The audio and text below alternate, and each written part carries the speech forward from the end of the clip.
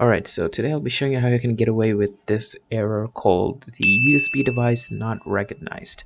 So this might happen when you're transferring any sort of files and you just realize that it just suddenly shows this message and you cannot copy or move the files because it says an error has occurred and the USB device is not recognized. So I'm going to show you how to not lose your progress. So let's say you are at 50% and you just want to continue from that point onwards. So what you want to do is simply pull out the USB and just plug it back in. You don't have to cancel or anything.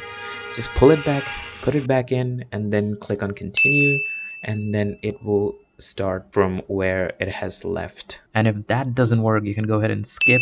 Then it will actually skip the file that it wasn't able to copy or move, and then continue with the rest of the files. So after moving the rest of the files, you can go ahead and move those files which have not been moved. And so yeah, that's pretty much it. Hope this helped.